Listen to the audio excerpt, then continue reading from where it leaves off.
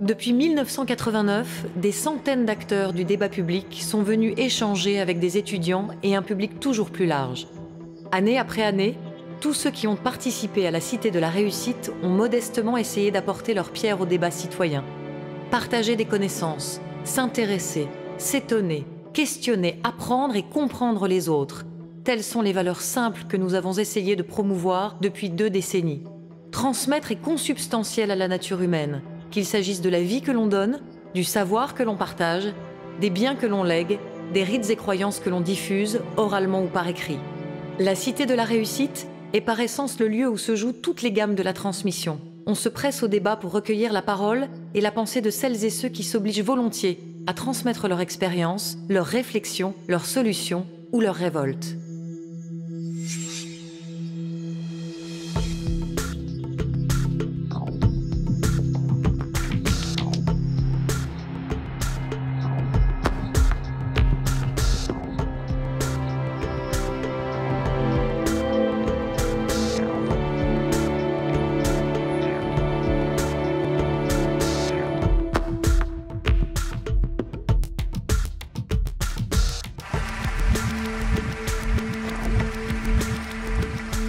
Et bâtir quelque chose ensemble. On est engagé parce que vivre, c'est choisir. Ça veut dire prendre des risques. La réussite ou le succès, c'est une succession d'échecs qu'on surmonte, qu'on contourne. Il faut apprendre à apprendre.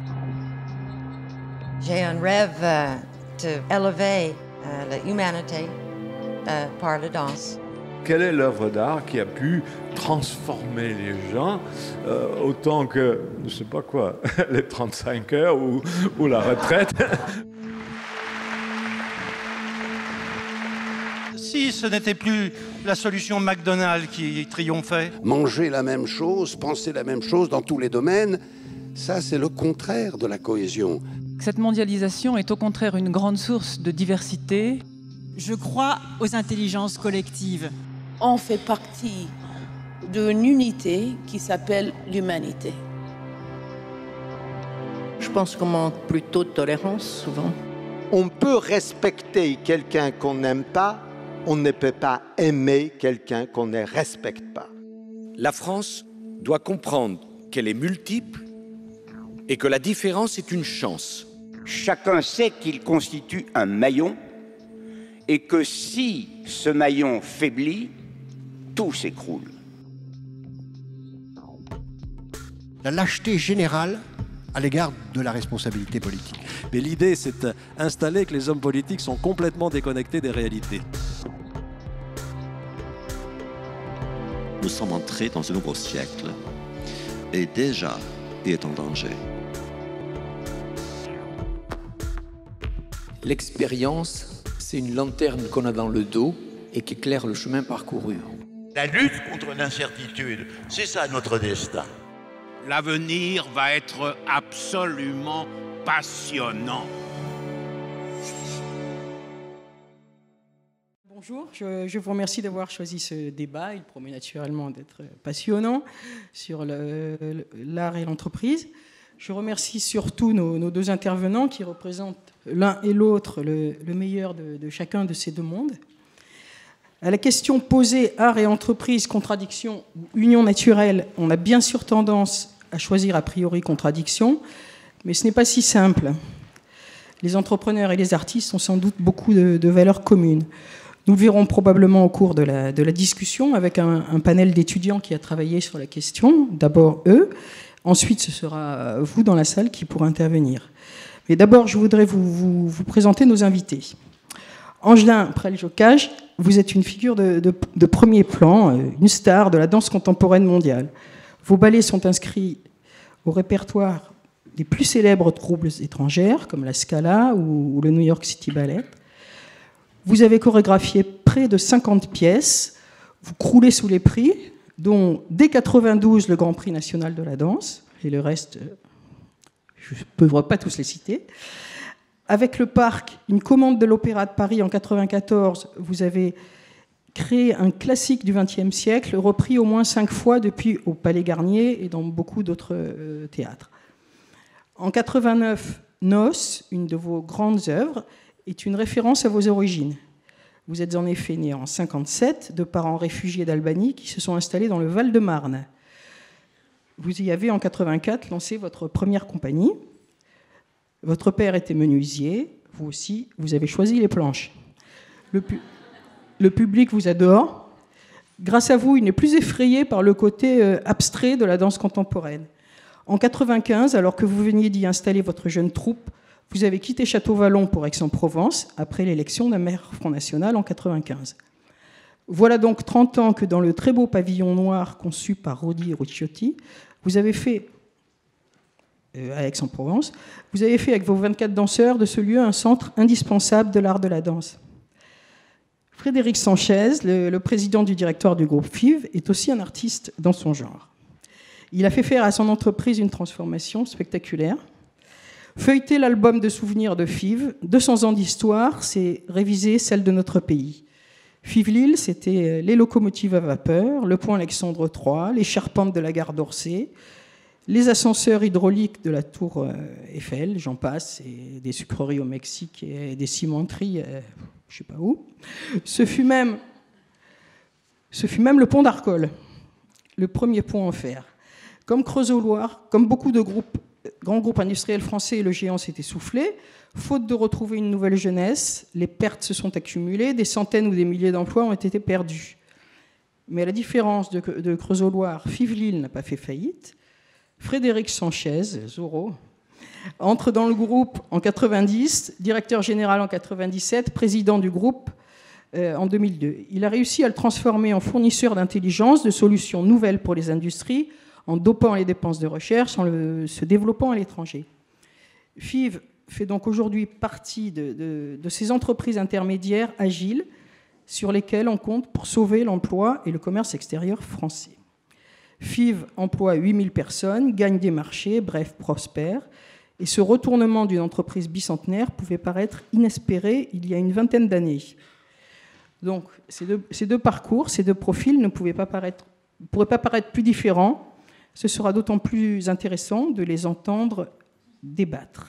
Alors, je pose juste une première question. Le sujet du week-end, c'est la transmission. Qu'estimez-vous l'un et l'autre avoir à transmettre? Pourquoi est-ce nécessaire de le faire? Pour vous, Angelin Prège-Locage, c'est vraiment un sujet. Il paraît, alors vous allez nous le dire, que vous êtes le seul en France à avoir embauché une notatrice à demeure qui transcrit vos pièces sur des partitions écrites, de quoi aider à les retransmettre à de nouveaux interprètes et les remonter à l'étranger. À cet égard, sur votre site sont diffusés, sur vos créations, je ne sais pas si c'est systématique, des petits films d'1 quart d'heure qui s'appellent « Les coulisses de la création ». Je vous encourage tous vivement à les regarder, ils sont formidables. Donc pour vous, que voulez-vous transmettre et pourquoi? Oh la vache. Alors je ne sais pas, c'est parce que je pense que c'est peut-être lié à l'arrivée de mes parents en France.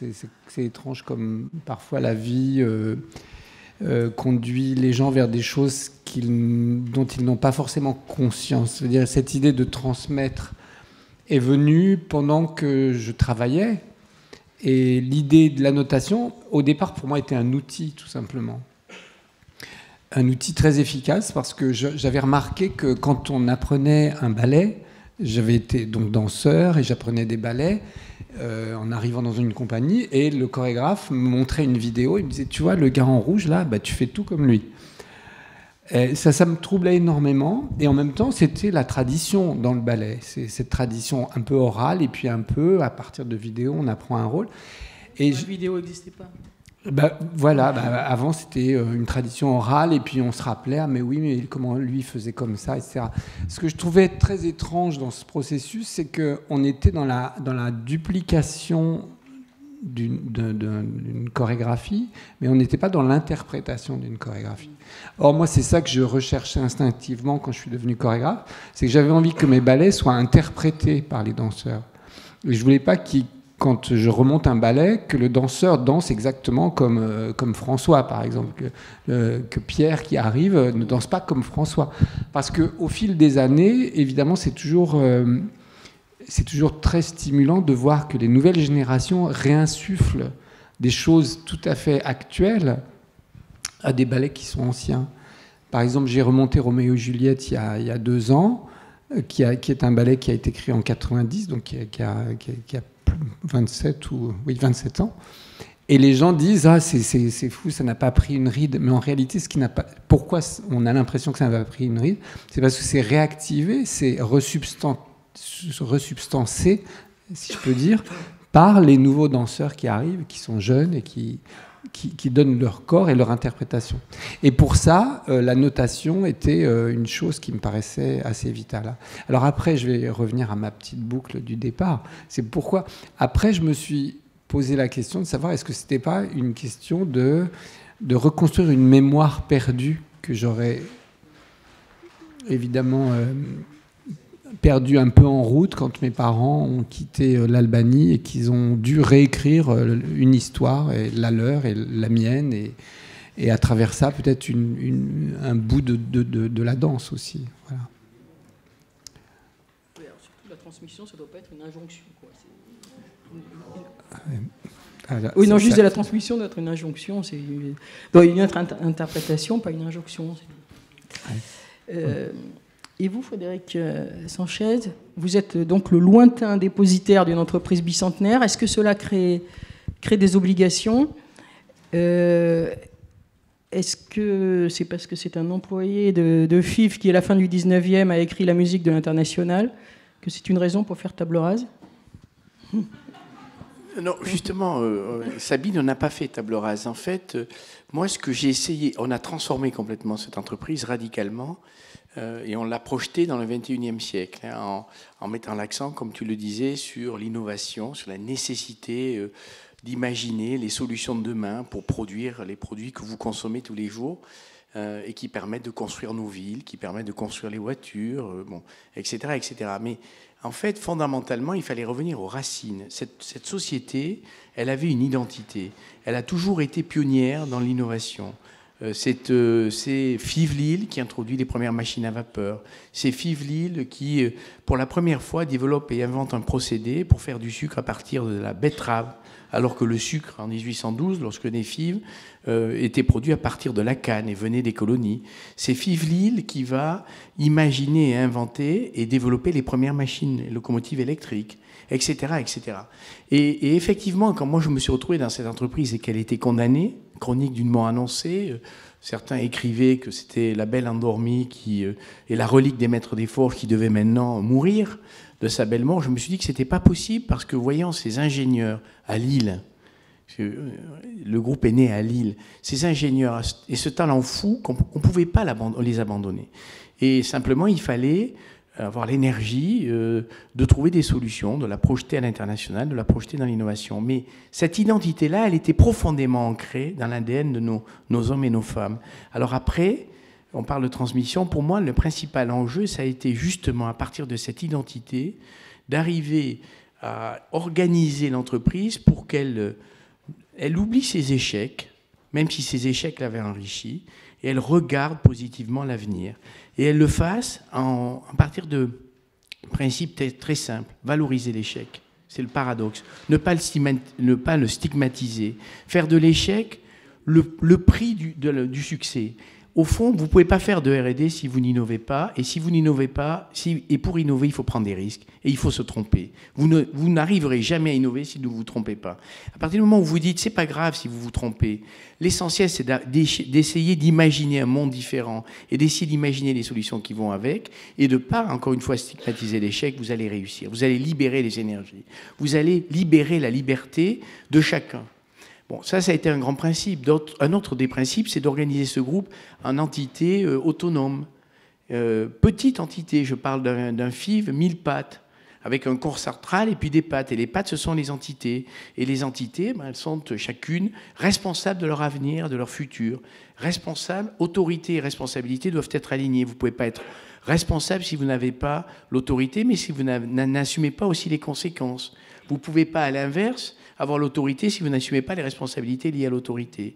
Ces principes-là, ces valeurs-là, le courage, la détermination, l'alignement entre la responsabilité et l'autorité, le don contre don. On donne et on reçoit. Si on ne donne pas, on ne recevra pas. Le droit à l'échec, tout ça sont des valeurs que j'essaie ensuite de diffuser ailleurs dans d'autres cultures. Et c'est là le vrai enjeu de FIV. C'est que FIV, en grandissant, et FIV, en se développant à l'international, se confronte à d'autres cultures. On ne raisonne pas aux États-Unis, on ne pense pas aux États-Unis comme on pense en France. On ne pense pas au Japon comme on pense en France. Et pourtant, je voudrais que ces valeurs pénètrent profondément le système américain ou notre système japonais pour que justement on soit capable de reproduire ce qu'on a fait en France. Voilà. Est-ce que ces valeurs communes, ce risque, chaque fois, un nouveau spectacle, c'est un risque, c'est un texte que vous choisissez. Comment est-ce que vous l'imaginez?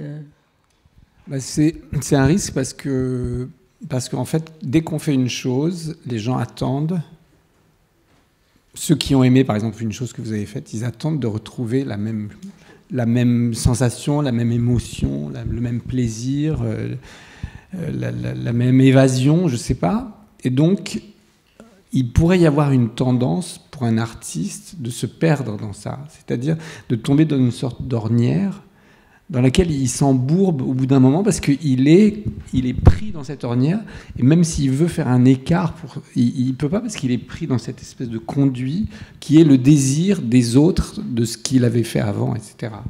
Et ça, c'est un exercice pour moi qui m'a paru très très vite important, c'est-à-dire celui d'éviter le danger de réplication, de duplication des choses que j'aurais fait auparavant. Et je crois que c'est quelque chose qui, si on est vigilant avec ça, on est toujours à la découverte de nouveaux territoires, de nouveaux concepts. Et c'est ça qui fait que un artiste peut peut-être durer. Parce que je crois que émerger, c'est toujours très séduisant pour tout le monde, pour la presse, pour le public, la découverte, un jeune talent, machin. Mais après, très vite, ça se gâte. Et j'ai pu le remarquer, même chez des collègues, des chorégraphes, ou même on le voit dans d'autres domaines, au cinéma ou dans la littérature. On voit des sortes les coqueluches qui apparaissent comme ça et puis qui disparaissent. Donc c'est là où il faut sans arrêt se reposer de la question de qu'est-ce qu'on fait et qu'est-ce qui va nous faire avancer, nous en tant qu'artistes, en tant que créateurs, pour pouvoir donner quelque chose au public, mais donner quelque chose de nouveau. Parce que si on s'applique à tout simplement répliquer quelque chose qui a été apprécié en croyant que c'est ça qui va continuer à nourrir le désir, je crois qu'on se trompe profondément. Le secret de la durée, c'est changer un peu. C'est en tout cas d'essayer... Pour moi, en tant qu'artiste, c'est d'essayer de faire... La prochaine chose que je vais faire, c'est d'essayer de faire quelque chose que je ne sais pas faire, en tout cas. Et à chaque fois, c'est cette question-là que je me repose. Très bien. Donc, peut-être les étudiants, là, vous voulez poser Bonjour. Une question. Je m'appelle Victoria Gauthier, j'étudie ici en littérature, justement. Et la première question va vous être posée, Prêche-le-Jacques. Prêche-le-Jocal. Oui, ça c'est un exercice de diction théâtrale maintenant. Voilà. Que je travaillerai pour la prochaine. En fait, ça se prononce comme c'est écrit, exactement. Il n'y a aucun piège.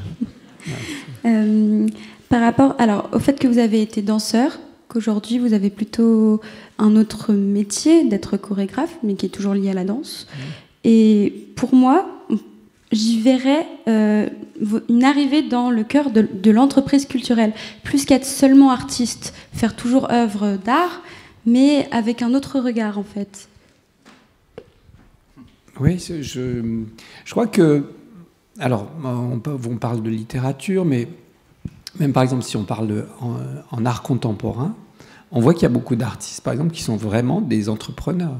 Si on prend Jeff Koons, par exemple, ou Damien Hirst, ils ont des entreprises, ils ont des usines où ils fabriquent leurs œuvres. Donc il y a beaucoup cette idée-là que de toute façon, dès qu'on sort je dirais de l'intime, si vous voulez, Dès qu'on quitte l'intime et qu'on va vers quelque chose de plus populaire, mais je dirais populaire au sens de Jean Vilar, par exemple, qui disait qu'il voulait un art populaire mais exigeant. Voilà.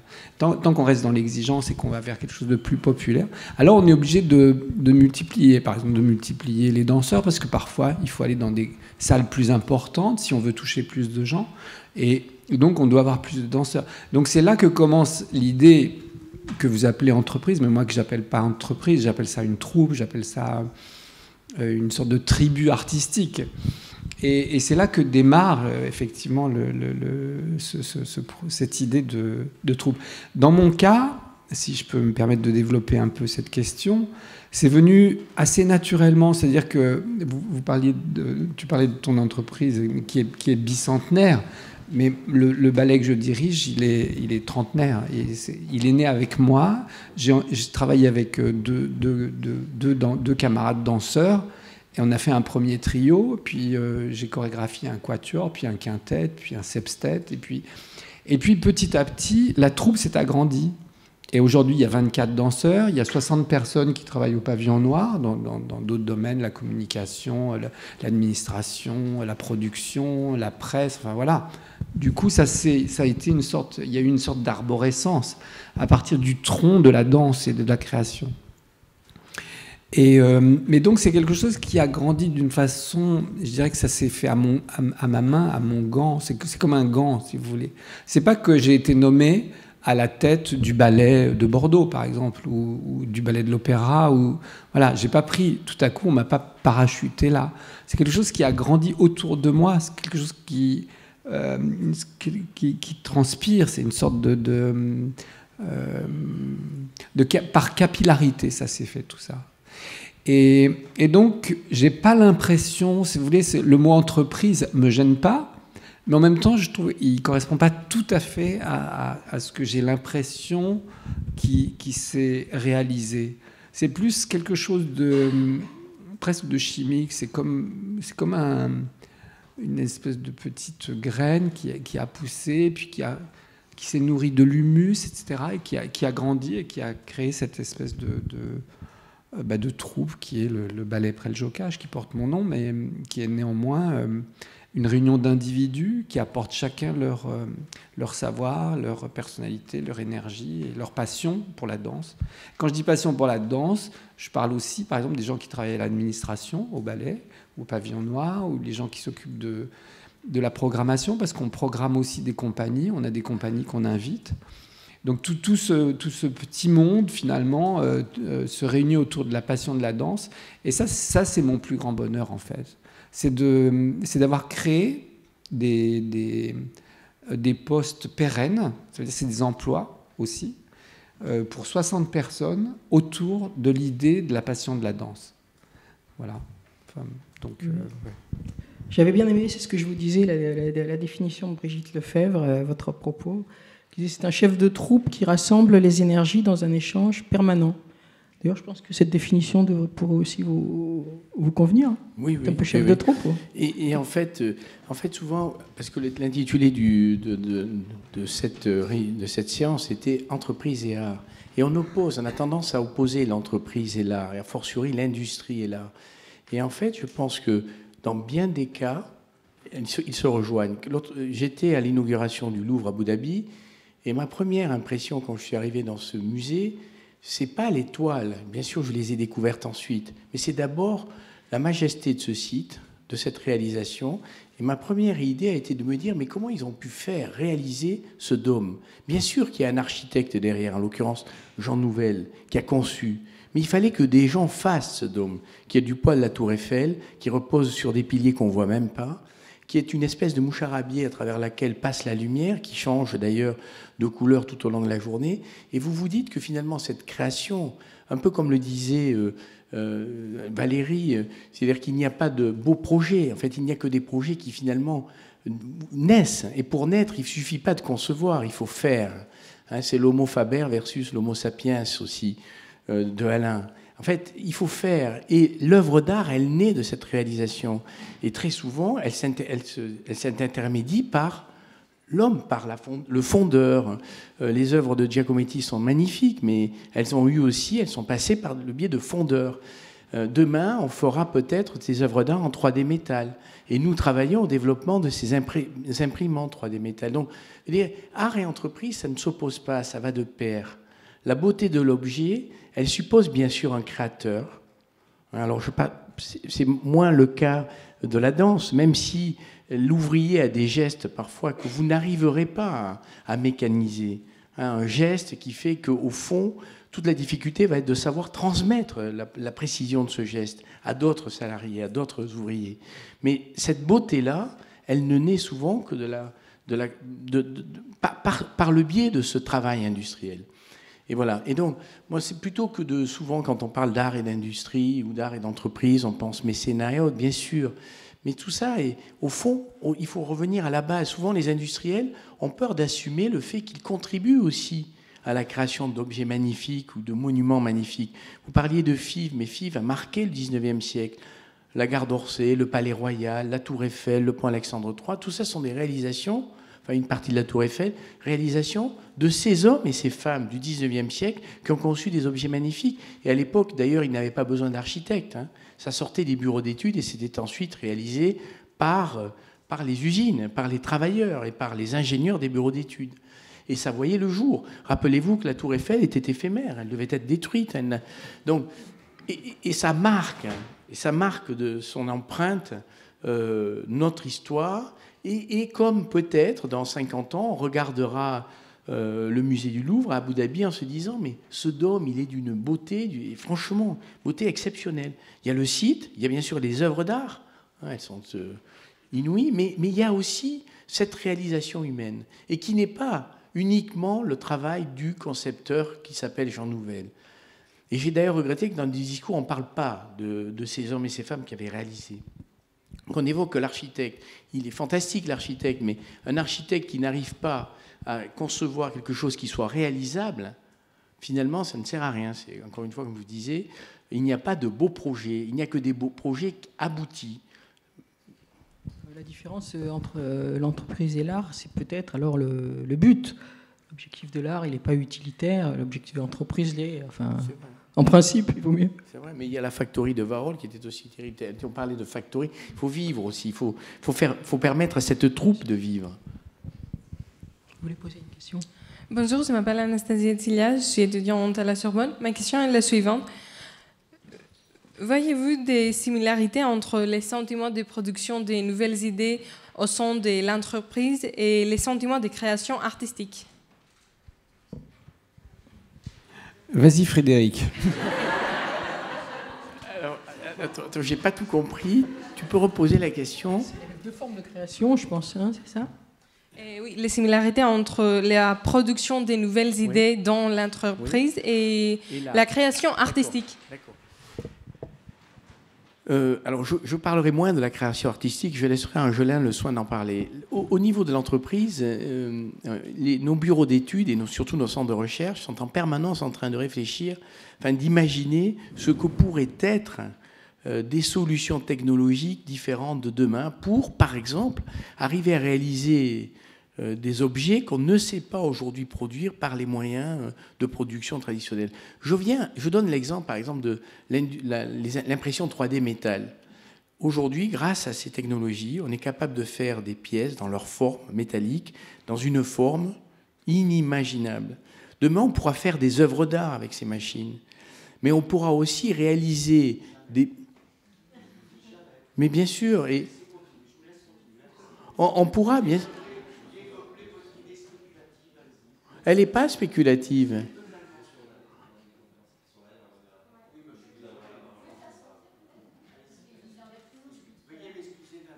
Non, mais attendez. Vous poserez une question tout à l'heure, monsieur. En plus, je rebondis, puisqu'il y a énormément d'artistes qui viennent nous demander de les aider à produire des pièces qu'ils ne sauraient pas faire par les méthodes de fabrication, on passe par la fonderie, traditionnelle. Je vous le garantis. Alors peut-être ce ne sont pas à vos yeux des artistes, mais en fait, ces nouvelles solutions technologiques qui modifient la façon de faire des produits, les objets, ça naît de bureaux d'études et de centres de recherche qui se font d'ailleurs très souvent en étroite collaboration avec les grandes écoles, le CNRS, etc.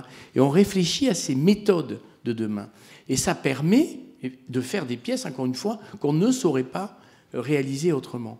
Et donc, comment vient cette idée? Par nécessairement la réponse à un besoin. On essaie de couvrir un besoin, de satisfaire un besoin. Et on se pose la question de savoir comment on peut y arriver. Voilà. Et il faut ensuite avoir, parce que c'est fondamental pour créer, le droit à l'erreur. Parce que vous n'êtes pas sûr du tout, quand vous commencez à vous engager dans la recherche, que vous aboutirez. Il faut avoir le droit à l'erreur. Et si vous mettez au cœur de votre recherche le droit à l'erreur, eh bien vous arriverez à développer des choses nouvelles. Alors, pour ma part, ce que vient de dire Frédéric est assez intéressant parce que dans l'industrie et donc dans l'entreprise, l'idée, c'est de fabriquer quelque chose qu'on visualise, qu'on sait déjà ce qu'on veut faire. Et il l'a dit, et ça c'est très important. Ça c'est l'élément principal. C'est-à-dire qu'on veut faire un verre, alors on prend le verre, on le pose. Enfin, on a l'idée du verre, on sait exactement ce qu'on veut faire. Et on met en marche tout le monde pour réaliser ce verre. La différence dans mon domaine, mais qui ne veut pas dire qu'il n'y a pas les mêmes qualités après, au final, hein, bien sûr, c'est pas en opposition. C'est que moi, je ne sais pas quel verre je vais faire. C'est-à-dire que quand je démarre, je sais que je vais faire peut-être un verre, mais peut-être ça va être une bouteille à la fin. Et c'est ça qui m'intéresse. Parce que si je sais exactement, enfin, si je fais exactement le verre que j'ai dans la tête, pour moi, c'est un échec. C'est-à-dire, c'est une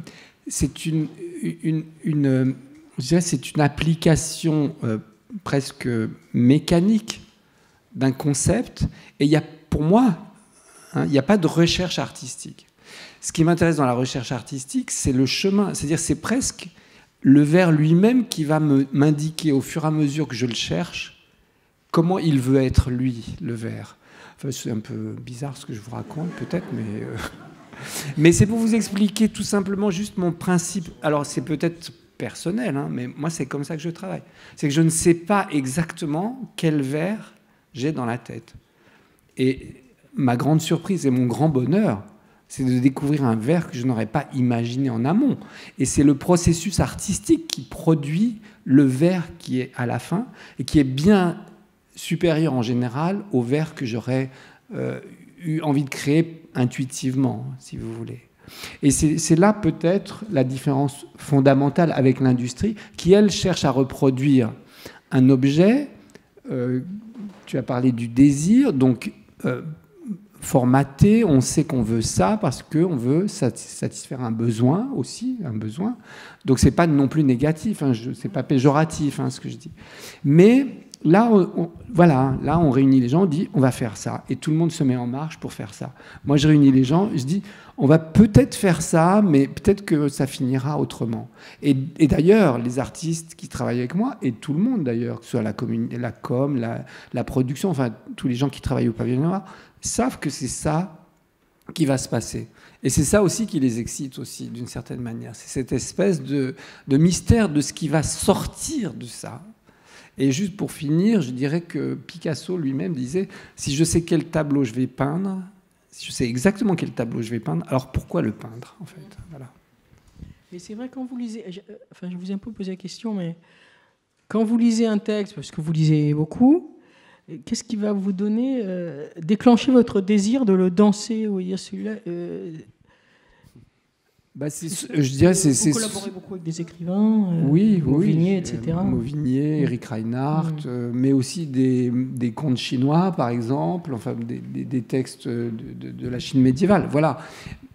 Ce qui m'intéresse, c'est le potentiel que ça peut développer en termes d'imagination, et aussi comment on peut esquisser des concepts, mais qui laissent l'imaginaire ouvert. Ce que j'aime pas dans certaines œuvres parfois, c'est que les choses sont tellement évidentes qu'en fait, il n'y a plus de place pour pouvoir développer son propre regard dessus, presque. Je crois que c'est Marcel Duchamp qui disait c'est le regardeur qui fait l'œuvre. Donc c'est à l'artiste aussi de laisser la place au regardeur à travers ce qu'il propose aussi, à regarder, en fait. Oui, non, c'est vrai que c'est mystérieux. Frédéric, sur le verre à moitié vide? Oui, non, j'avais une remarque à faire. Effectivement, l'industriel, ou l'entreprise, elle cherche à répondre à un besoin, et ce besoin, c'est pour qu'on le satisfasse, voire qu'on le crée de façon à générer, puisque je renvoie à la remarque qui a été faite tout à l'heure, à générer des profits. On n'est pas là pour... Mais en revanche, on peut avoir cette liberté créatrice. Je vous donne un exemple récent. Mais toujours avec la finalité de créer un objet qui réponde à un usage particulier. Avec Michelin, on a créé donc une JV pour développer des pièces en 3D métal. Mais on a par exemple, grâce à ça, pu concevoir un pneu qui s'appelle le pneu tout climat et qui permet en fait qui se déforme en fonction de la température externe de l'environnement et qui se déforme comment? Parce que dans sa charpente métallique, vous allez avoir des pièces qui vont elles-mêmes percevoir la température externe du pneumatique et vont donc se contracter ou au contraire se dilater. Et ces pièces-là, on ne savait pas les faire. On a demandé à un bureau d'études de les concevoir, mais de manière totalement abstraite. Et ces pièces n'ont jamais été faites auparavant, et quand elles sont sorties du bureau d'études en fonction de calculs et autres, elles n'étaient pas réalisables par des moyens de production traditionnels, par la machine-outil. Et c'est comme ça qu'on en est arrivé à les créer par de l'impression 3D métal. Hein? Et donc, en fait, même dans les bureaux d'études, aujourd'hui, on demande à ces bureaux d'études d'échapper aux contraintes mathématiques et mécaniques existantes. On les libère de ces contraintes pour essayer d'imaginer ce que peut être donc un autre type de pièce, c'est-à-dire un verre qui ne soit pas comme ça, mais qui sera peut-être différent, parce qu'il répondra à un usage différent. Et aujourd'hui, encore une fois, par la force des innovations scientifiques et technologiques, je crois que tout est possible. Alors, le pire comme le meilleur, hein, mais tout est possible. Et quand on parle d'intelligence artificielle, en fait, on fait l'intelligence artificielle depuis des années, des décennies. On appelait ça avant le système expert. Mais on se rend compte que la capacité de calcul et des algorithmes, de développement des algorithmes et le machine learning, quand même, se heurtent à quelque chose, la créativité humaine. C'est-à-dire que vous n'arriverez pas à reproduire un geste exceptionnel par simplement une machine et un robot.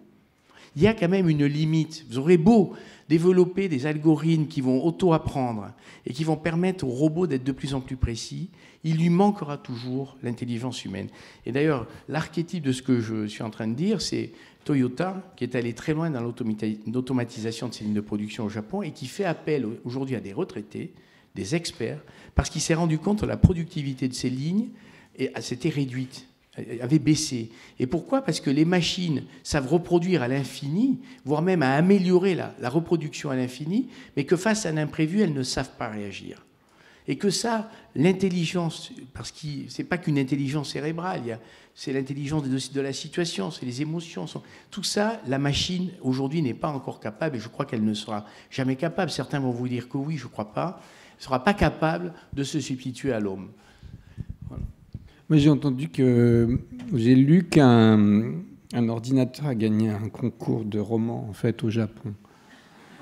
Oui. Et ça veut dire il y avait un concours, ils ont lancé un concours sur un thème, écrivez un roman sur ce thème, ils ont lancé un concours, et celui qui a gagné, c'est un ordinateur. Oui, mais parce qu'on lui a donné le truc, on lui a donné le thème, et il a écrit le texte, et il a eu le premier prix. Mais parce que, Angelin, là, tu vas mettre des centaines je dis ça de juste milliers... pour qu'on rigole un peu. On rigole un peu.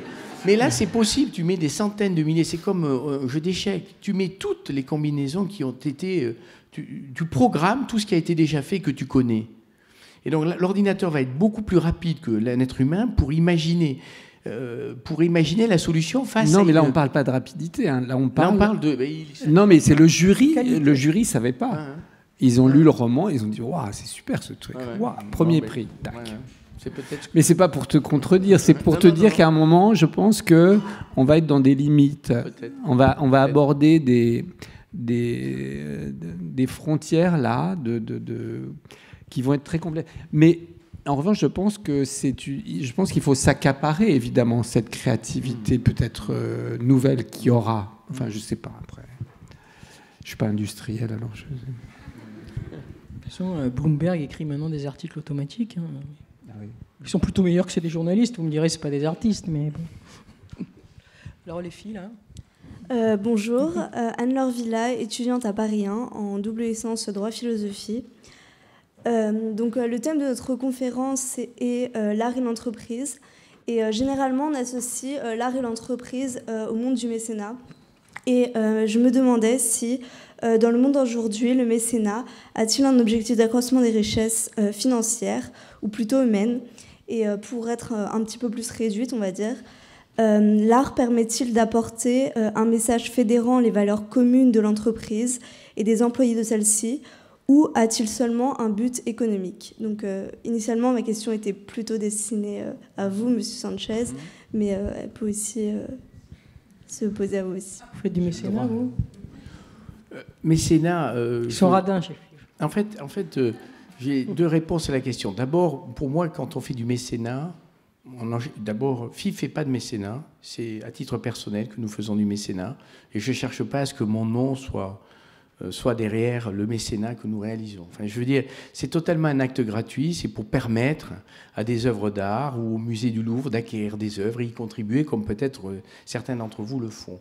En revanche, on utilise l'art et on a dans l'Assemblée là, Susanna qui nous a aidé à organiser des séminaires de formation à partir de l'art, notamment pour libérer, donc des séminaires qui permettent en fait à chacun de nos salariés, quand ils passent dans ces séminaires, de prendre conscience de la façon dont les artistes créent et en quoi, en les libérant des contraintes, nos salariés peuvent aussi créer. L'art inspire. L'art, c'est porteur de beauté. Il ne faut pas que, quand encore une fois, nos salariés travaillent, ils s'imaginent que les contraintes du monde existant fassent qu'ils ne puissent pas, justement, créer. Donc, toutes ces formations d'ouverture à l'art, qui montrent également que, finalement, se construit, il y a un patrimoine artistique qui se construit au fil du temps. On ne peut pas faire abstraction, c'est pas dans l'absolu. Il y a toute une accumulation de savoir qui s'est faite au fil du temps et qui permet aux artistes d'aujourd'hui de créer. Mais ils créent parce que derrière eux, il y a quelque chose quand même. Eh bien, de la même manière, on veut faire passer ce message dans l'entreprise et en même temps, on libère les énergies et l'art peut être un moyen d'y parvenir. Donc, oui, art et entreprise peuvent aller ensemble. Le mécénat, encore une fois, il y a les grandes boîtes, les entreprises qui font du B2C, celles qui vendent aux grands consommateurs, elles peut-être ont un intérêt à faire connaître leurs actions. Mais quand on est FIV et qu'on travaille pour d'autres industriels, on le fait uniquement parce qu'on pense que ça contribue, ça aide des musées à acquérir des œuvres ou à défendre des peintres.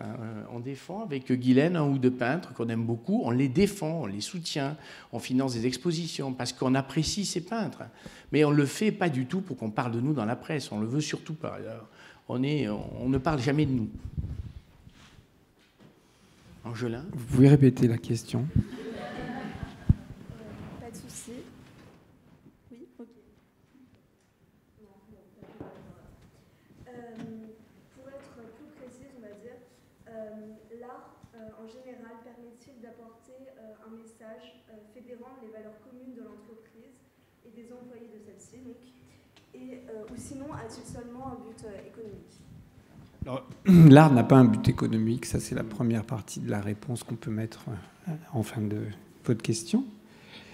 Pour la première partie, elle peut apporter des valeurs fédératives, elle peut apporter des émotions ou des sensations ou des concepts qui fédèrent l'esprit d'entreprise. Mais je ne voudrais pas qu'on croie que l'art serait au service de ça pour générer des subsides ou quoi. L'art est l'art. L'art, c'est autre chose. L'art, c'est une sorte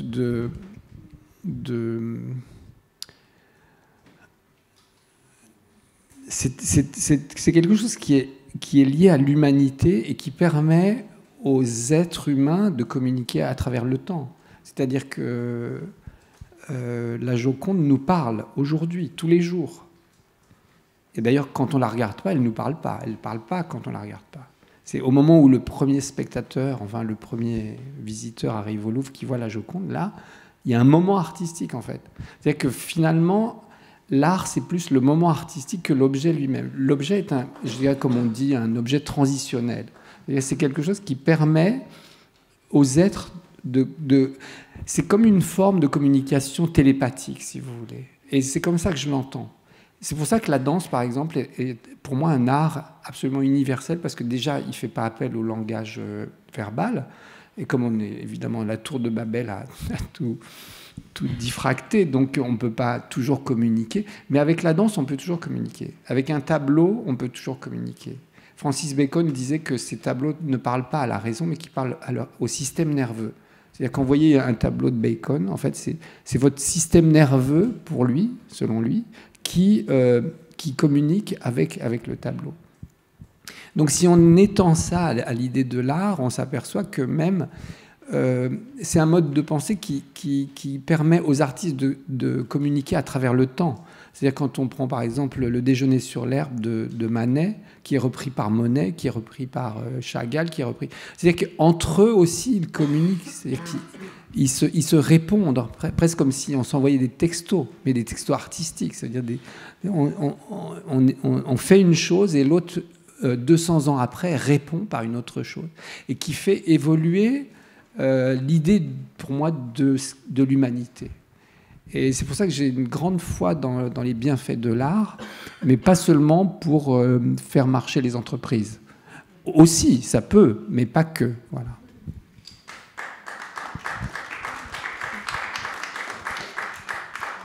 Et justement, quand on parle de mécénat, on parle souvent d'éducation artistique, enfin, pas tellement souvent, mais un peu. Vous, j'ai vu que vous essayez d'amener la danse là où elle ne va pas normalement. Excusez-moi. Dans les hôpitaux, les prisons, les écoles, qu'est-ce que vous faites Qu'est-ce que je fous avec ça? Quelles sont les réactions que vous suscitez? En fait, c'est quand je suis arrivé à Aix-en-Provence il y a 20 ans maintenant. Je voulais que les gens sachent qui on est, tout simplement, d'abord. Et puis je me suis dit, c'est drôle parce que donc on fait un spectacle, les gens viennent dans la salle de spectacle, donc on les attend et puis on leur présente quelque chose.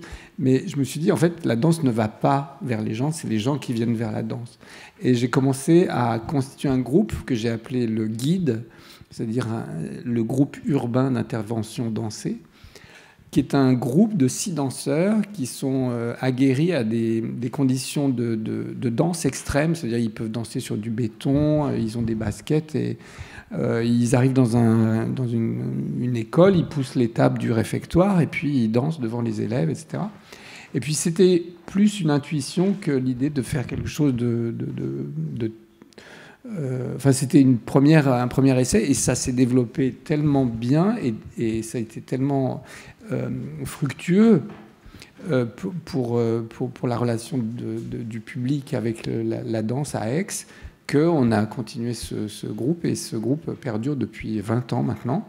Et il va dans les prisons, les hôpitaux, les écoles, les lycées, les collèges, les places de village. Et on s'aperçoit que dans nos spectacles, il y a plein de gens qui viennent nous voir, qui nous disent je ne connaissais pas la danse, j'imaginais pas que ça pouvait être ça, la danse contemporaine. Parce qu'il y a toujours des idées préconçues aussi de ce qu'est la danse contemporaine, etc. Et donc là, ça permettait aux gens de voir, mais oui, c'est pas ce que je pensais.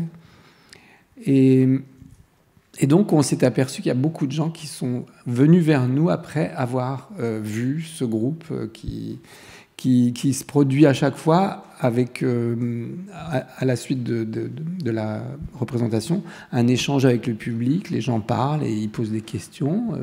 Et puis voilà. Donc. Compenser un peu l'éducation nationale. Et vous voulez poser encore une question avant qu'on passe à la salle?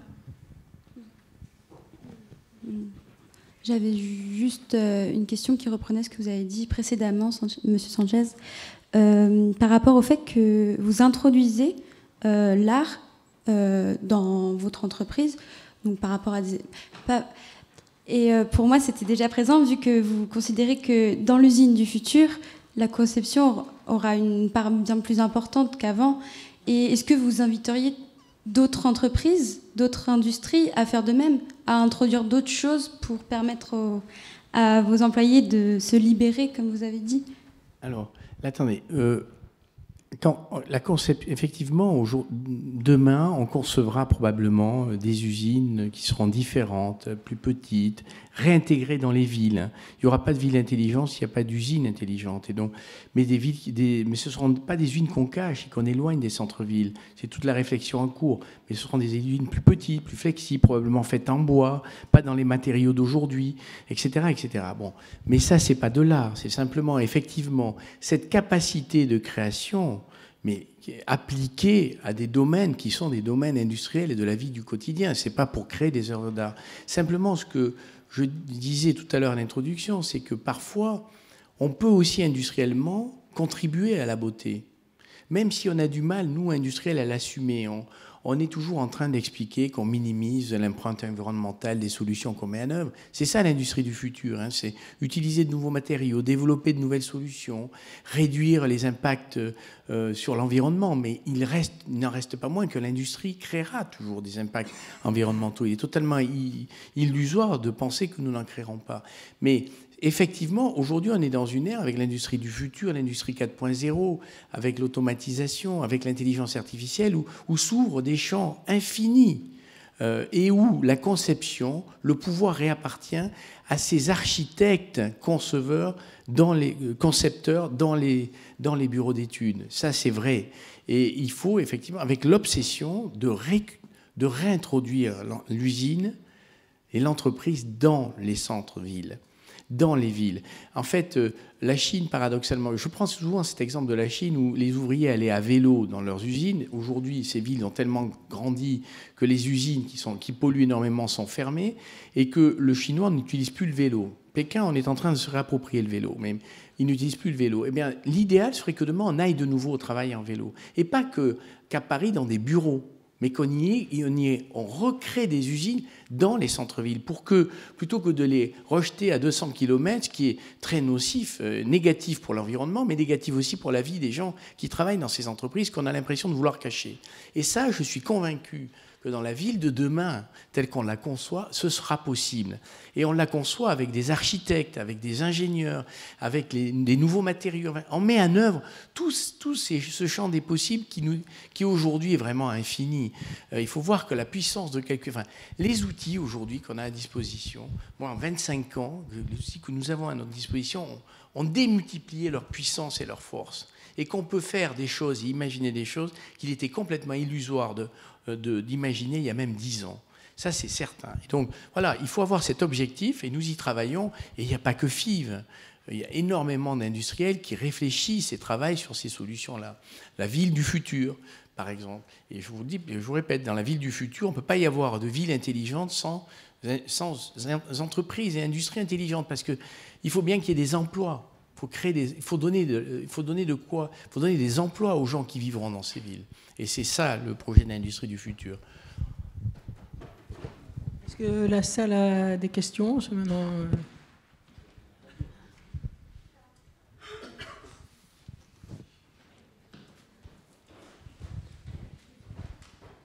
Honneur aux dames, du coup. Je vous laisse passer le micro jusqu'à la dame qui est là-bas.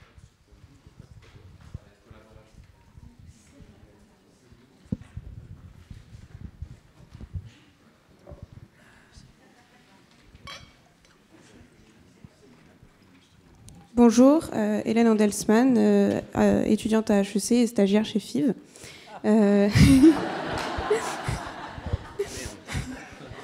C'est pour une augmentation? Comment? C'est pour une augmentation? Oui, voilà, je suis venue ici pour ça. Non.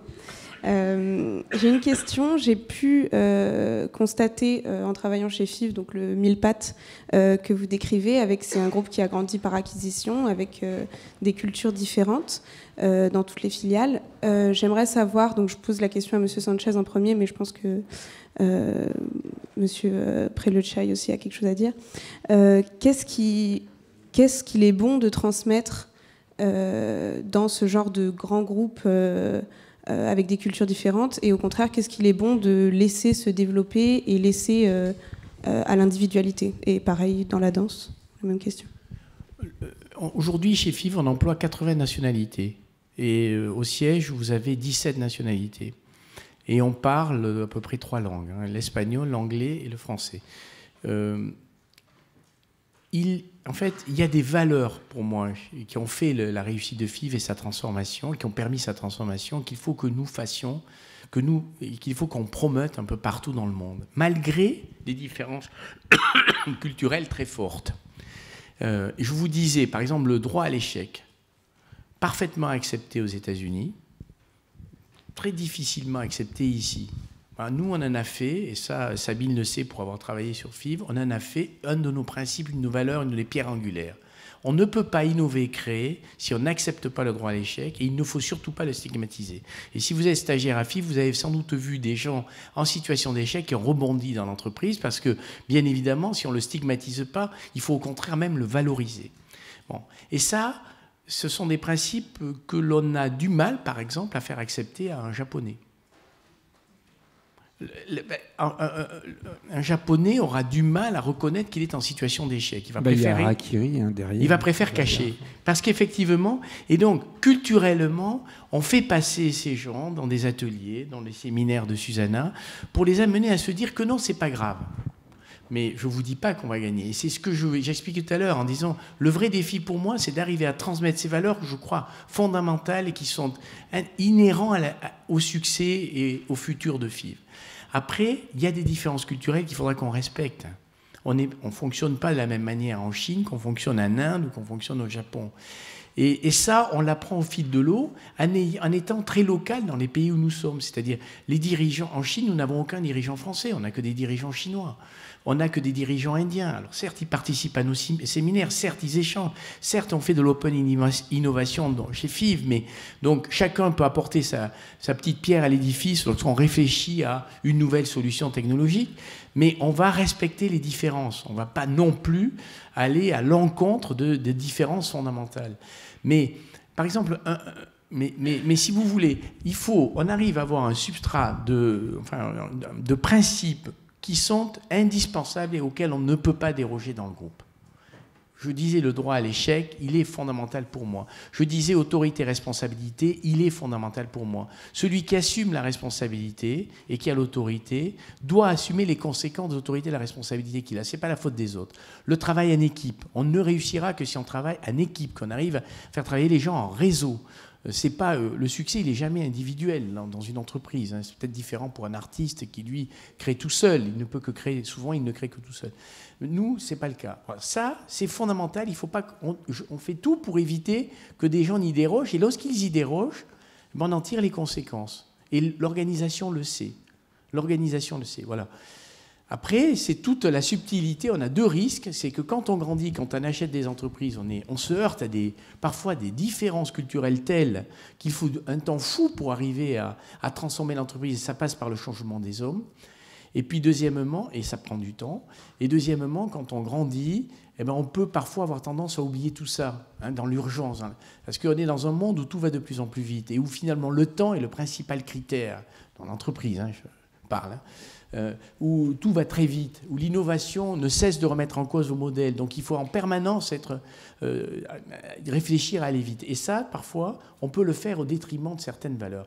Mais par exemple, FIV n'est pas une société cotée, donc le court terme, vous l'avez vu, la financiarisation du monde qui nous entoure, tout ça, ce n'est pas au cœur de la stratégie de FIV. On ne cherche pas à optimiser et améliorer nos profits trimestre après trimestre. On est sur le long terme. On a une chance, On a une chance. Nous ne sommes pas cotés. Nous n'avons pas à rendre compte de nos résultats à des tiers.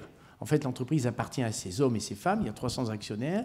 Et donc, ce faisant, on est libre. On rend des comptes à nous-mêmes. On ne rend pas de comptes à des tiers. Et ça, c'est fondamental. Je pense que quand vous êtes une entreprise cotée, vous êtes soumis, malgré tout, aux diktats du résultat trimestriel et autres. Et ça bouleverse probablement cette façon de penser. Bon. Donc, on a ce luxe chez nous de pouvoir penser plus long, et franchement, on pense plus long. On dépense à peu près 7% à R&D, 4% de façon directe, y compris Adobe, plus 3 à 4% sur affaires. Il y a très peu d'entreprises industrielles comme la nôtre qui dépensent autant à R&D. Mais on le fait parce qu'on sait que demain, c'est ce qui tirera l'entreprise demain, et qu'il faut énormément consacrer d'efforts à l'innovation, et qu'on ne peut pas sacrifier à l'aune des résultats trimestriels ces budgets de recherche et développement. On ne peut pas. Voilà. Alors, moi, ce que j'essaye d'insuffler, en tout cas avec la troupe, les danseurs, ce que j'essaye, c'est leur apprendre à être ensemble, en fait, et à danser ensemble. C'est un peu bête à dire. Parce que je dis c'est un peu bête à dire parce que je me suis rendu compte que quand je vois des groupes de danse folklorique, ils dansent magnifiquement ensemble. Mais parce qu'ils partagent quelque chose de fort, une tradition, un passé, une histoire, une culture. Et on voit dans la danse folklorique un unisson, parfois des moments de danse ensemble qui sont extrêmement bouleversantes. Et parfois, quand je vois des spectacles de danse, enfin sans parler des miens, je suis surpris de voir de ne pas toujours trouver ça, cet élan. Et donc ça, c'est quelque chose qui me tient à cœur. Alors je vais à contre-courant d'une sorte de pseudo-modernité peut-être, mais en tout cas, ça, c'est une chose qui m'intéresse. Et donc il y a un grand travail d'écoute que je développe avec les danseurs, un grand travail de précision du mouvement, parce que, bon, je vais être chiant là. J'ai remarqué que quand deux danseurs dansent ensemble, et la même chose, enfin, je m'embrouille un peu, parce qu'avec cette histoire d'ensemble, il y a une chose que je voudrais absolument sauvegarder, c'est l'individualité et la singularité de chacun. Et c'est ça qui est difficile, c'est de mener ça, cette espèce de plaisir, désir et puissance de danser ensemble, et de maintenir la singularité de chaque être. Et j'ai remarqué quand je fais danser deux danseurs ensemble, j'ai souvent remarqué qu'on attribuait à la singularité du danseur le différentiel du mouvement qui n'est pas tout à fait ensemble, en fait. On dit, ah bah oui, lui, il lève le bras comme ça, et l'autre, il le fait différemment. Mais en fait, je me suis dit, c'est pas ça la singularité. Donc j'ai poussé plus loin le travail d'exigence du mouvement, c'est-à-dire le plus loin possible. C'est-à-dire la main est là, elle n'est pas là, quand je dis ici, c'est là, etc. Et en poussant ça, je me suis rendu compte que plus les danseurs étaient précis, plus ils étaient ensemble, plus ils étaient à l'écoute, dans le temps, dans l'espace, dans le mouvement et dans la forme, plus on voyait la singularité du danseur apparaître. C'est quand même très étrange, ça. Eh bien, c'est parce que, tout à coup, on ne peut pas dire ils sont différents parce qu'ils ne font pas le mouvement de la même manière, mais ils sont différents parce qu'ils sont vraiment différents. Parce qu'ils ont beau faire le mouvement exactement pareil, à la même vitesse, avec la même fluidité, avec la même grâce aussi, utilisons des mots aussi positifs, que malgré tout, on voit qu'ils sont différents. Et donc, la différence, elle n'est pas dans le mouvement, elle est dans la profondeur de l'être. Donc, c'est avec ça que j'essaye de travailler et de développer cette idée de danser ensemble, comme dans les danses folkloriques, tout en gardant cette singularité de l'être, qui est la substance même de l'être, et qui, pour moi, touche presque à l'âme de l'être. C'est-à-dire que, pour moi, l'âme de l'être devient son corps. Et c'est ça qui m'intéresse dans la danse, et c'est pour ça que je travaille.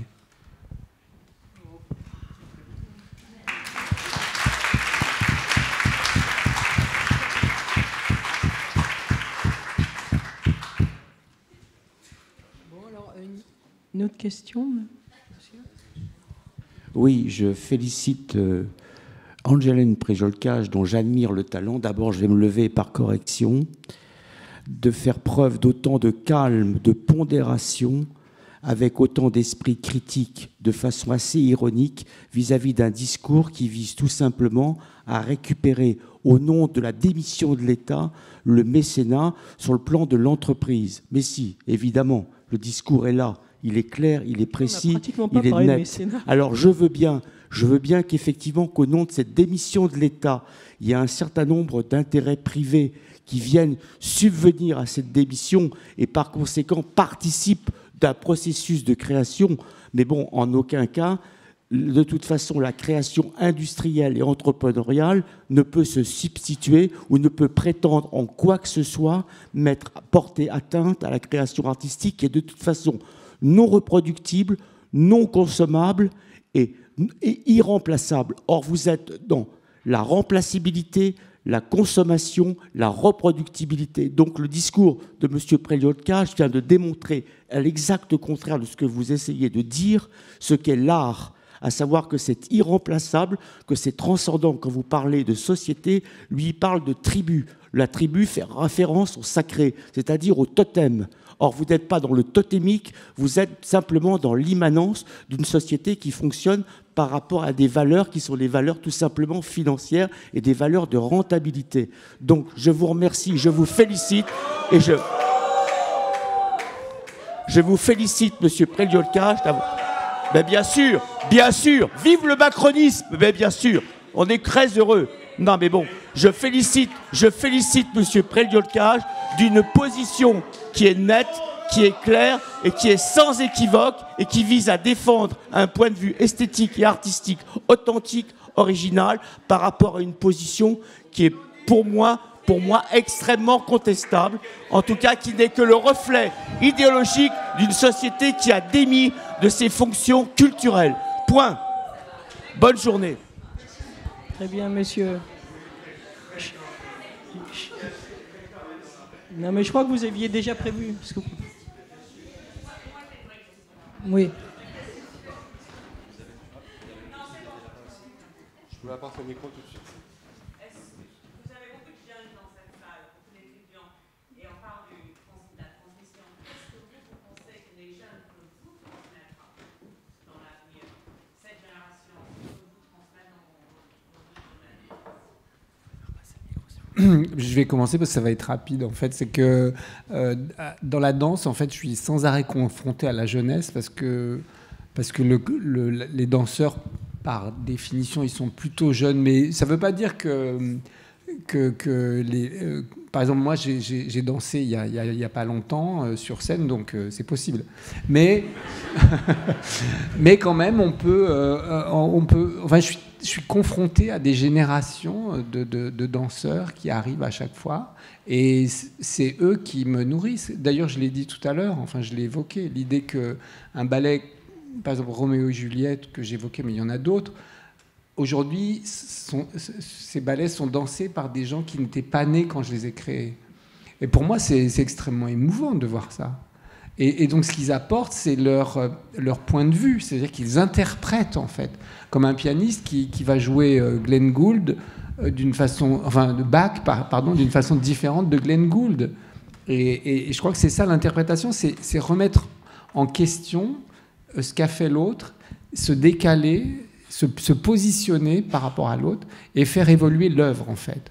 Et c'est ça que je trouve formidable, en fait. C'est de voir que les œuvres grandissent par strates rajoutées par les interprètes. Ça devient vraiment un millefeuille qui est nourri et qui se nourrit d'une façon verticale, c'est-à-dire par porosité, et l'œuvre devient plus forte. Donc moi, ce que m'apporte la jeunesse et les nouvelles générations, c'est ça. C'est tout ce qu'ils sont, tout ce qu'ils vivent, leurs difficultés, leur joie, leur peine, leur angoisse, leur énergie, leur espoir. Et tout ça arrive dans ce ballet que j'ai créé il y a 30 ans. Ou voilà. Et pour moi, c'est une nourriture constante et passionnante, quoi. C'est quelle moyenne d'âge? Entre 4 et 6 ans. Non, c'est pas vrai. Non, là, j'ai envie de déconner à cette heure-ci, c'est pour ça. Non, mais disons entre 20 et 35 ans, c'est la moyenne. Mais il y a des danseurs qui restent jusqu'à 45 ans. Et moi, je danse encore. Voilà. Moi, je dirais leur souhait de se faire plaisir au travail. Ce qui était peut-être moins le cas de notre génération, où on pesait sur nos épaules la nécessité d'être un peu à l'image de ce que nos parents ou que le système éducatif avait produit. Je pense qu'aujourd'hui, les jeunes qui rentrent chez FIV, ils ont envie de se faire plaisir, et s'ils ne se font pas plaisir, ils partent. Et c'est fantastique parce qu'ils remettent en cause aussi certaines situations, une désorganisation existante en nous provoquant et en nous faisant prendre conscience que peut-être c'est pas comme ça qu'on devrait fonctionner. Voilà. C'est cette espèce de liberté de penser qui est beaucoup plus forte que dans ma génération et je suppose dans la génération d'avant. Et la diversité. La diversité parce qu'aujourd'hui, il y a 17 nationalités chez FIV. il y en a 80 dans le groupe et que franchement, se confronter aux autres et à la diversité, c'est s'enrichir. Est-ce qu'on prend une ou deux dernières questions? Bonjour, merci. Pierre Masselin, donc développant actuellement le projet Développer l'économie à partir des patrimoines. J'ai eu dans mes études supérieures un professeur allemand, membre du Bauhaus. Et donc il nous a appris que le nombre d'or et que l'harmonie. Bon. Et justement, actuellement, je travaille sur la restauration, enfin des rigoles qui alimentaient le château de Versailles. Ça paraît tout à fait anodin, mais ça nous concerne tous parce que c'est nous qui payons par nos impôts les grandes eaux de Versailles. Bon. Donc, cette parenthèse étant, je trouve que l'harmonie, les goûts et les couleurs, on dit ça se discute pas. Ben si, ça se discute justement. Parce que quand je dis harmonie, ça concerne tout. Ça concerne un projet, ça concerne un bâtiment, ça concerne une économie. Vous-même industriel, il faut que vos comptes soient équilibrés. C'est ça l'harmonie. Et l'harmonie des couleurs, on le trouve dans un tableau impressionniste. On le trouve dans une œuvre musicale. Et donc, souvent, j'ai remarqué que les produits industriels français, qui étaient très bien, il manquait d'ergonomie, on dit. Parce que l'essentiel, c'est important, bien sûr, mais la commodité d'usage, c'est aussi important, et même pour l'œil. Et je pense qu'on ne peut pas dissocier tout cela. Donc, pour rejoindre votre propos, l'art, c'est une enveloppe, c'est comme le paysage. Le paysage, c'est la scène, c'est le théâtre de toutes nos activités.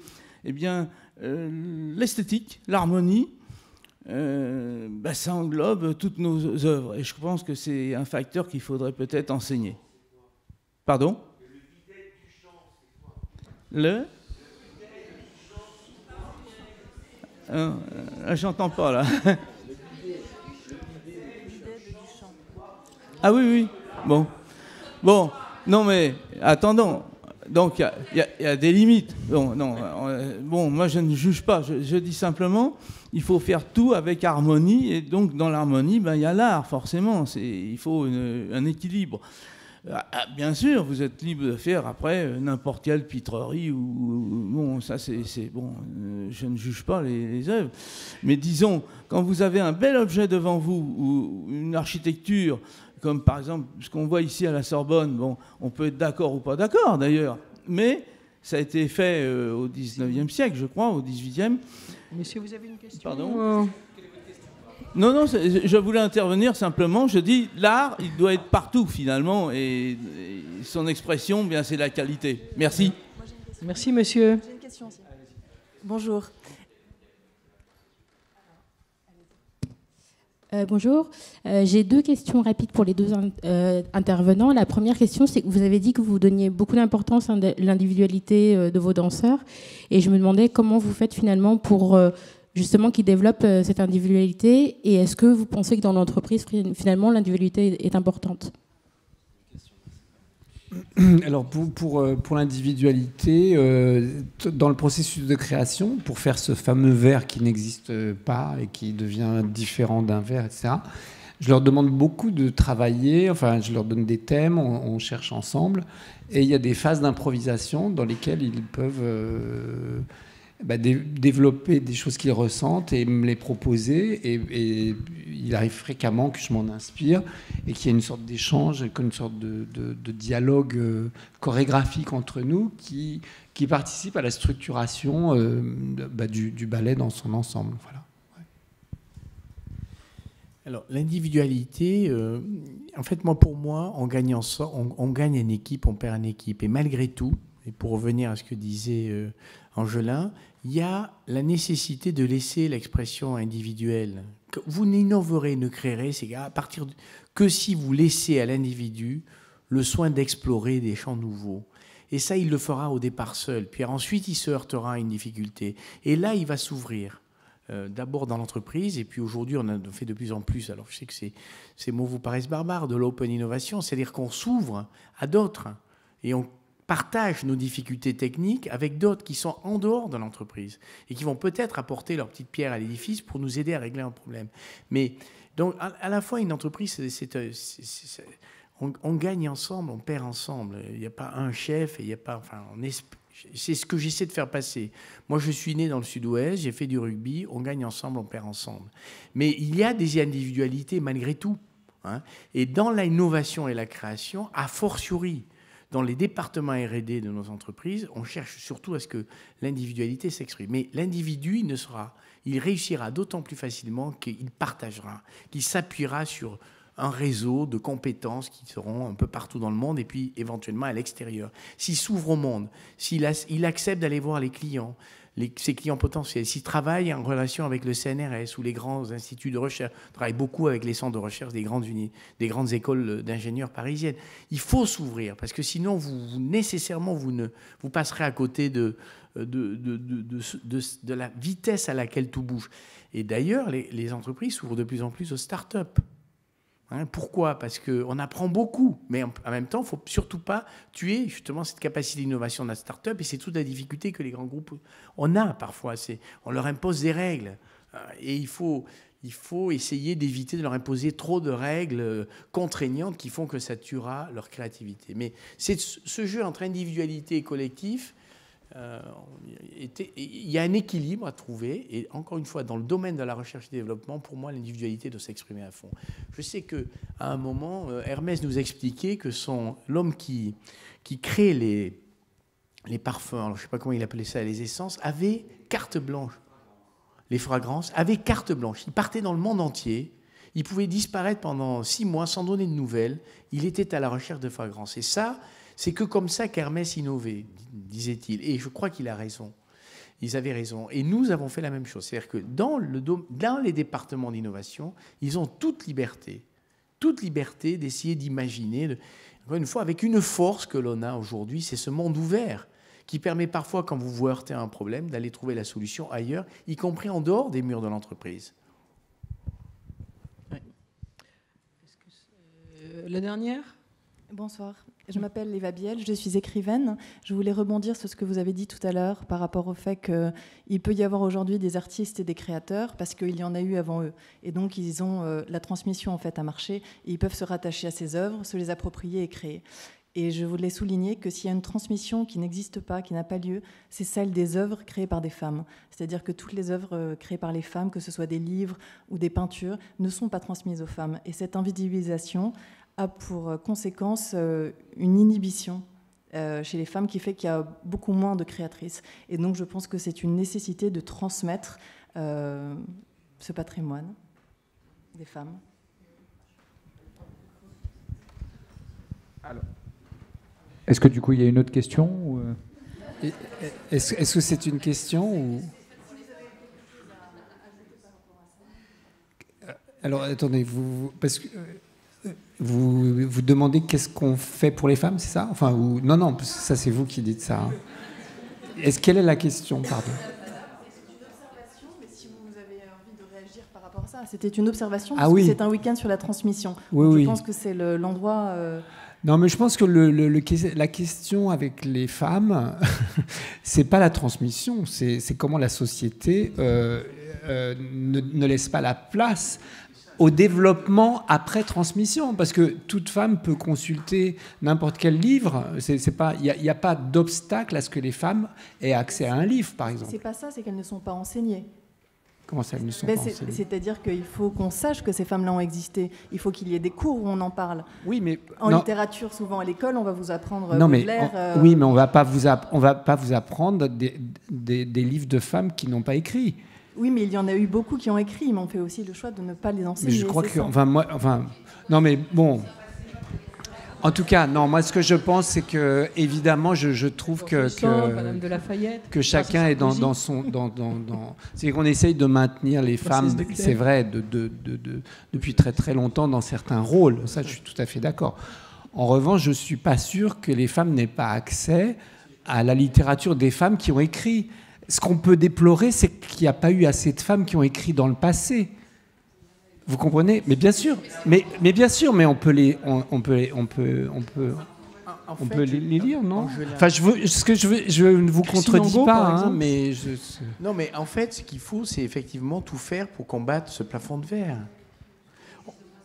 et qui existe de moins en moins. On parlait tout à l'heure avec un chef d'orchestre là, qui était dans l'amphithéâtre à 14h et qui nous expliquait après, en aparté, qu'il y a 3% de femmes chefs d'orchestre et que peut-être c'est la profession dans laquelle le plafond de verre est le plus important. Donc, en fait, il faut que nous travaillions tous. Un, j'espère qu'il existe de moins en moins. Deux,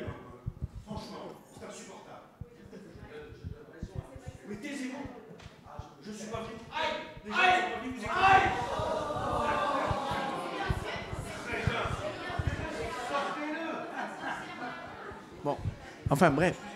Non, je vous en prie, je vous en prie. Non, simplement ce que je dis, c'est qu'effectivement, notre devoir à tous, moi j'ai 2 filles, alors je suis aussi confronté à ce sujet. Notre devoir, c'est d'éviter que le plafond de verre ne paralyse les femmes. Voilà. Et ceci étant, j'ai l'impression qu'il évolue. Quand on voit un prix Goncourt attribué à une jeune femme de 35 ans l'année dernière, c'est une fabuleuse nouvelle pour moi, à Leïla Slimani, etc. Donc on voit qu'il évolue, mais pas partout, pas dans toutes les professions, y compris artistiques. Et encore une fois, j'ai été surpris de découvrir que seuls 3% des chefs d'orchestre étaient des femmes. C'est vrai. C'est vrai. On commence. C'est vrai. Oui, oui, ou même le Goncourt.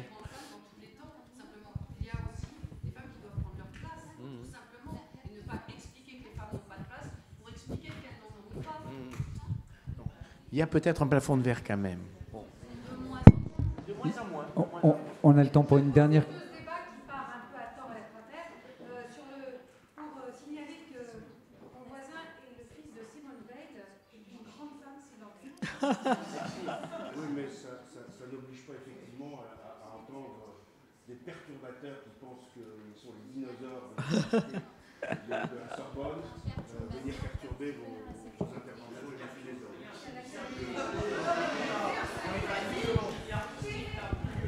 Est-ce qu'il y a possibilité d'une dernière question?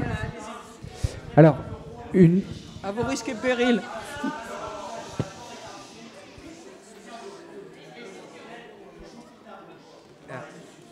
Juste pour revenir au thème, donc entreprise et art. Moi, j'ai entendu la démonstration brillante de M. Sanchez de effectivement en quoi, avec des séminaires sur l'art, on pouvait laisser plus de place à l'intelligence collective, à la créativité, ce qui aujourd'hui est vraiment une demande, une attente des entreprises. Malheureusement, les chiffres, on parlait de chiffres de 3%.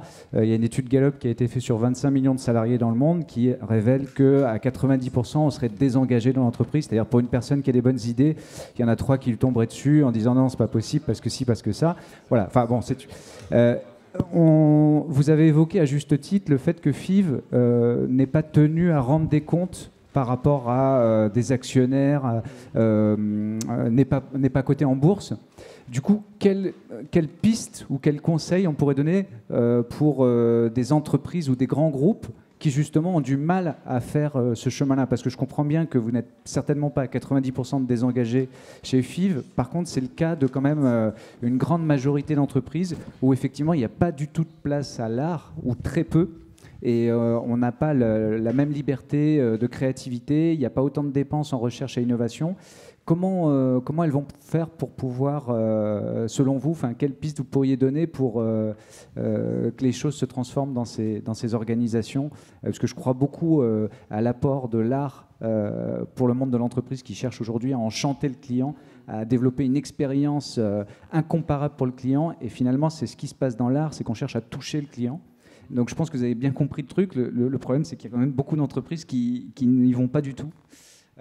Qu'est-ce qu'on peut leur donner comme piste? Quelle clé? Peut-être qu'elle s'adresse à Susanna. En fait, c'est plus. D'abord, la taille de FIV permet aussi a permis de la transformer. Franchement, Sabine, les très grands groupes, ça me paraît beaucoup plus compliqué. Hein. Ce sont des énormes navires qui doivent être. C'est comme l'État français. Réformer l'État, compliqué.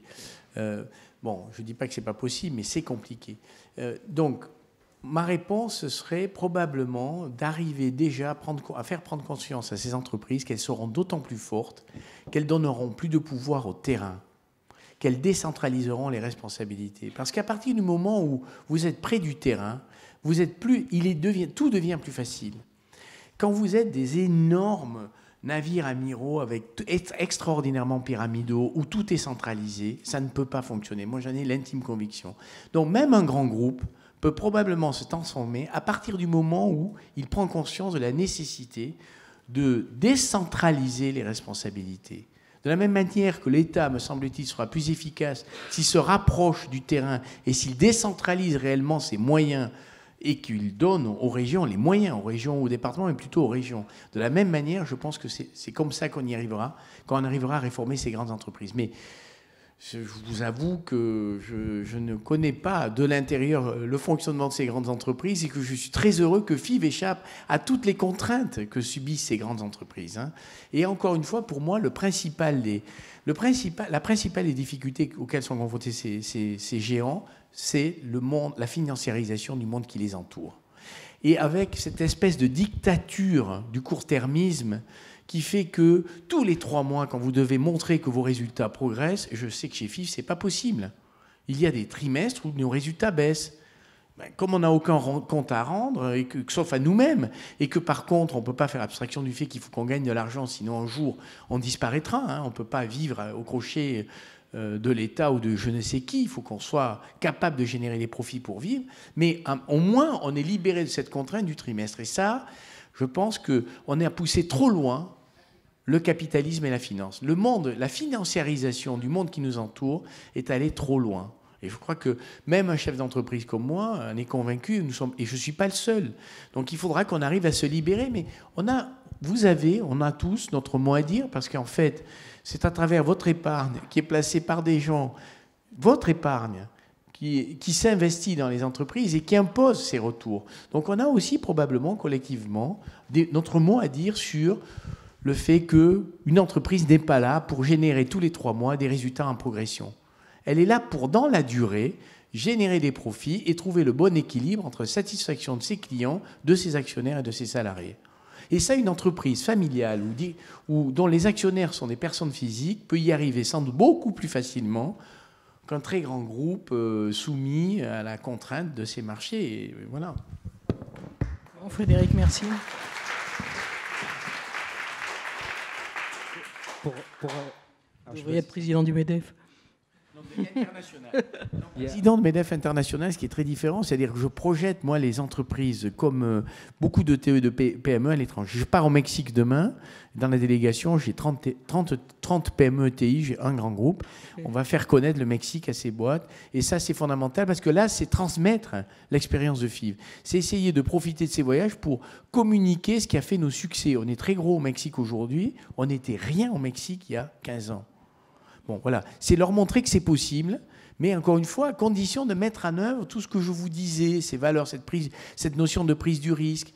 Bon, mais c'est plus facile, je pense, pour une PME ETI d'une certaine taille, pas la PME de 1 ou 2 millions. Il ne faut surtout pas qu'elle s'aventure au Mexique, c'est un terrain trop dangereux. Mais en revanche, que dans les grands groupes. J'avoue que je n'aimerais pas diriger un grand groupe, Sabine. Je pense que je n'y arriverai pas parce que, encore une fois, je ne supporterai pas la dictature du trimestre. Bon, et...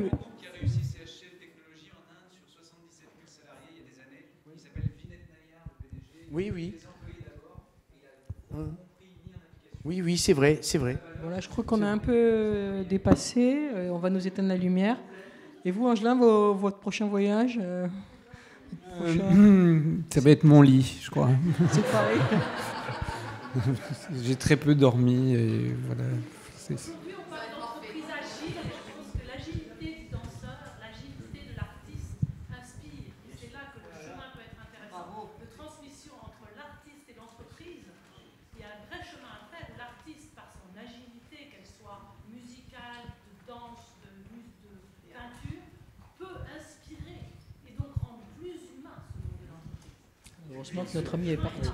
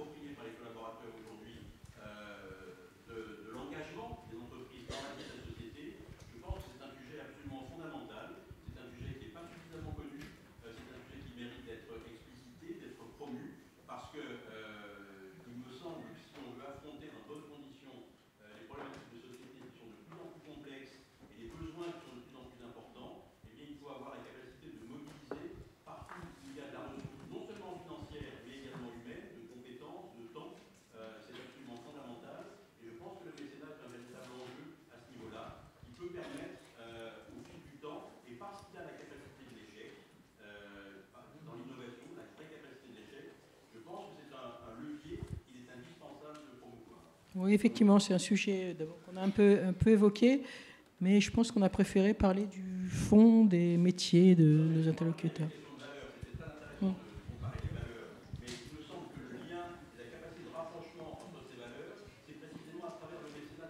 Il aurait fallu une deuxième heure. Merci.